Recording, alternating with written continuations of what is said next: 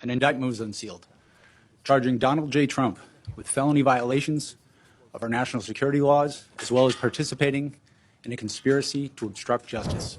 This indictment was voted by a grand jury of citizens in the Southern District of Florida, and I invite everyone to read it in full to understand the scope and the gravity of the crimes charged.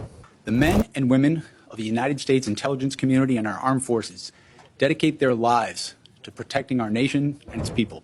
Our laws that protect national defense information are critical to the safety and security of the United States, and they must be enforced. Special Counsel Jack Smith is telling Republicans, game on. In a letter just released from his attorneys to Congressman Jim Jordan and Senator Chuck Grassley, the chairs of the House and Senate Judiciary Committee, Jack Smith is offering to testify, but he wants to do so in a public hearing about the investigations he conducted. Okay, so imagine this for a second.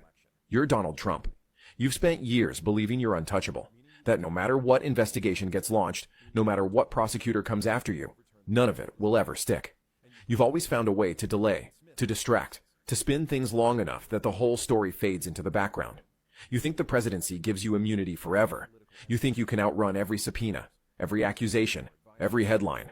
And then Jack Smith, this quiet, relentless special counsel who never grandstands, never leaks, never plays politics, drops his final report. And it's nuclear. This isn't speculation. This isn't rumor. This is Smith putting everything in writing. And what he reveals is devastating. The report outlines a massive criminal conspiracy. It says you knowingly violated federal law. Not maybe, not possibly. It says plainly that you committed crimes. It confirms that multiple grand juries reviewed the evidence and were ready, literally prepared, to indict you. It states that conviction is not only possible, not only likely, but almost certain. The witnesses, the documents, the call logs, the recordings, the memos, everything points in the same direction. And then Smith does something no one thought he'd do. He says it publicly. He announces that once you're no longer president, federal charges are coming. Not theoretical charges, not potential charges. Actual indictments, arrest, trial, a jury, sentencing.